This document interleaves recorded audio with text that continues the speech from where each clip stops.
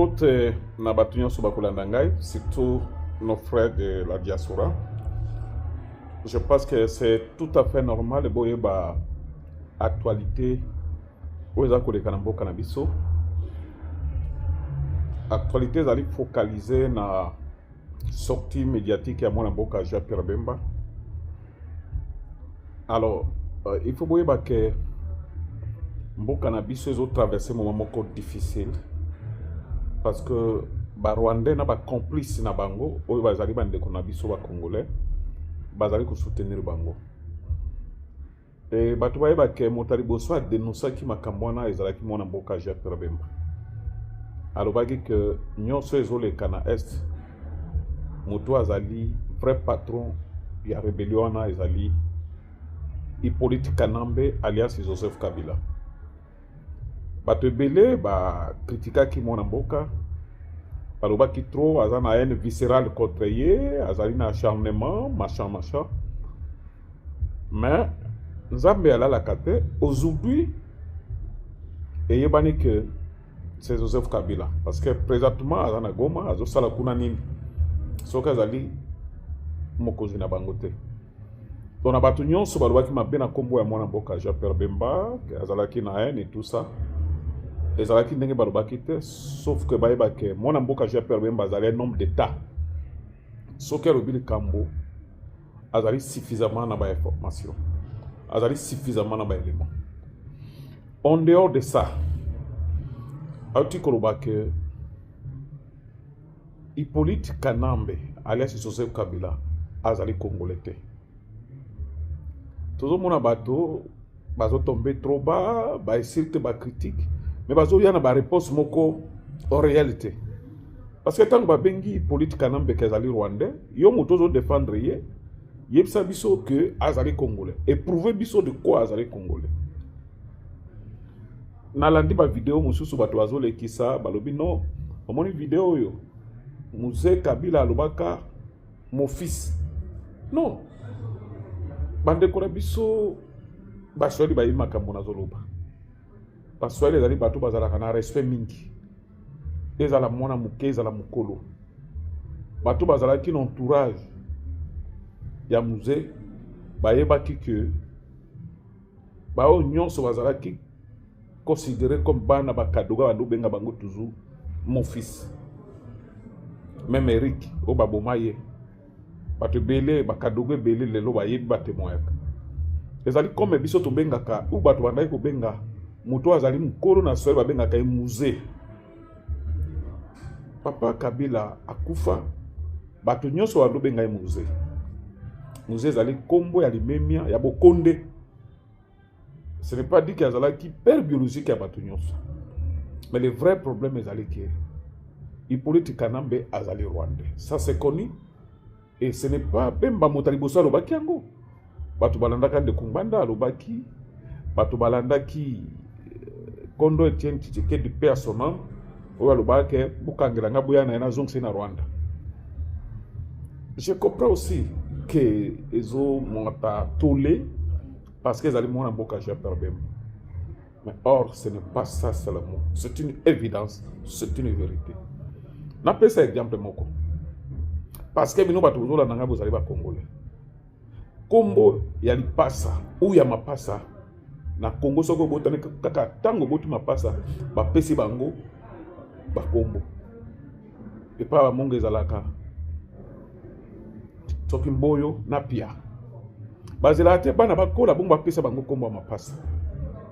Na Katanga et plus précisément na balubakati balubabengaka Kabange ou Kiungu. Mais kombo na bazela te ti mwana kola. Ezala tango ba botami ba mapasa na ba pesi bango ba kombo. Mais nazo pesa bien exercice muke. Hippolyte Kanambe alias Kabila kombo ya Kabange kombo ali pasa ya kozwa wana komi na 40 ans. Soki bolandi très bien. Na prestateur de serment na ye ya liboso alobaka moi Joseph Kabila tout court. Oya mibale aye koloba moi Joseph Kabila Kabange. Kabange wane utaka wapi?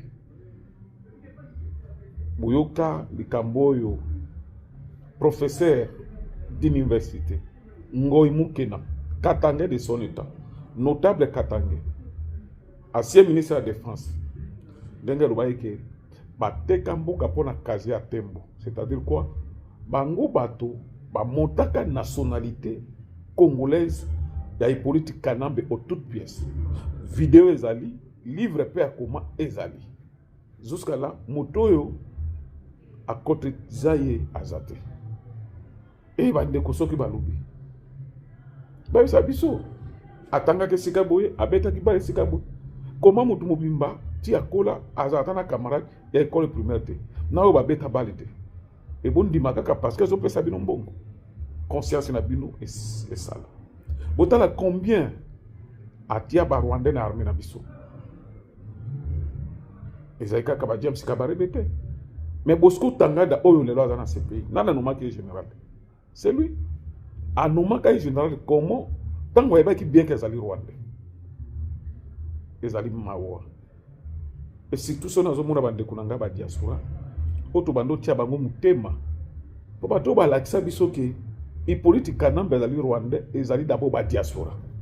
Mais quand je vois pe nazo tala na ba internet na ba Facebook les mêmes diaspora va changer au terre ben bazo sala haine et tout ça, je me pose la question, où sommes-nous?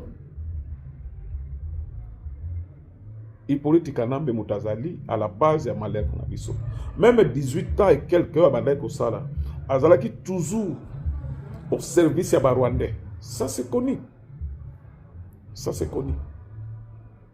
Tala boyebake président Félix Tshisekedi net azali mwana mboka tala ndenge mi s'impliquer que Kimé zonga et d'ici là Kimé zonga mais to fanda na Kabila bambula ebele il n'a même pas réussi kolongola embargo au ba pesa biso to soma mindoki te.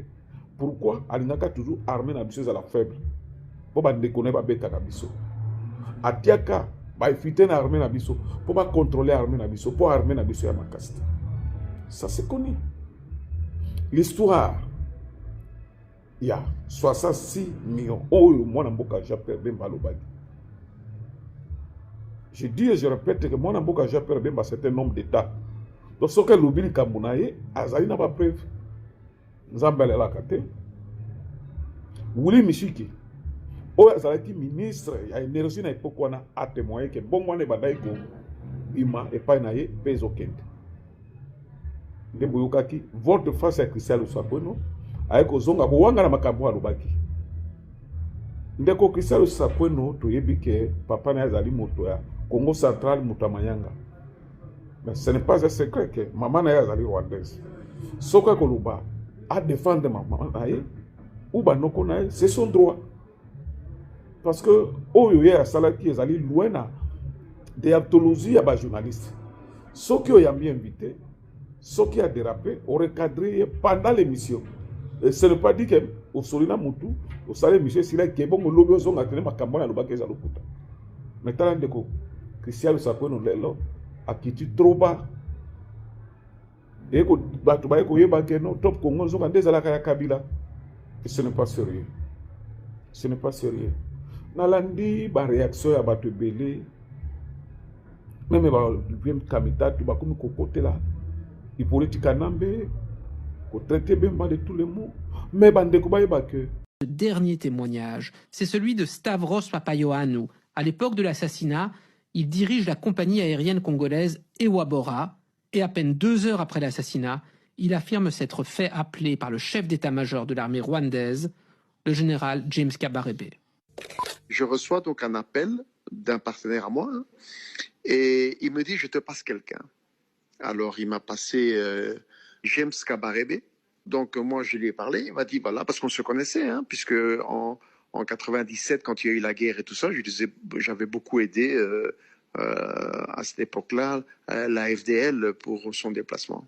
Donc, je le connaissais. Alors, il me dit, voilà, nous savons que tu as des très bons contacts avec le ministre de la Justice, qui s'appelait Moïse Kongolo.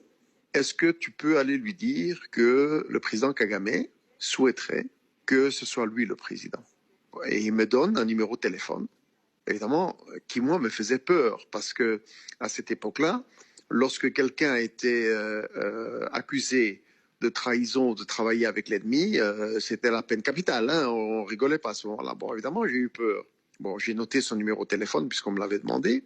J'ai pris le numéro et je suis allé voir d'abord les adjoints de Moïse Kongolo qui s'appelaient Pascal Senga, un avocat, et Célestin Chibalonza. J'étais deux. C'était son secrétaire particulier.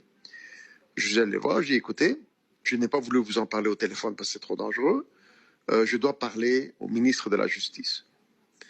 Je suis allé les voir en leur présence, donc les deux devant. Donc nous étions à 4. Je vous remets un message qui vient de l'Est. Ça vient de Kagame, c'est son numéro de téléphone, je vous le remets. Je n'ai pas d'autres copies. Je n'ai pas copié ce numéro ailleurs. Donc, si vous le perdez, vous l'avez perdu parce que je n'ai pas voulu garder ce numéro. Je vous le remets, vous l'appelez et on me charge de dire qu'il souhaiterait que ce soit vous qui preniez la tête du pays, donc la présidence. Il m'a remercié, je suis parti. 1 heure après environ, bon, je ne suis pas très précis dans les heures, en tout cas, il m'a appelé, il m'a dit, écoute, est-ce que tu as un avion pour aller chercher Joseph Kabila qui se trouve à Lubumbashi?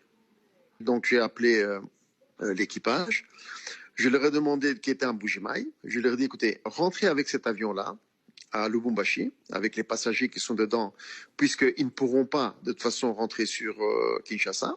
Vous rentrez sur Lubumbashi, vous déposez tous les passagers à Lubumbashi et vous allez prendre là-bas Joseph Kabila et vous allez me l'amener ici à Kinshasa. Donc c'est ainsi que l'avion est rentré vers environ 1 heure du matin. Il est rentré à Kinshasa avec Joseph Kabila.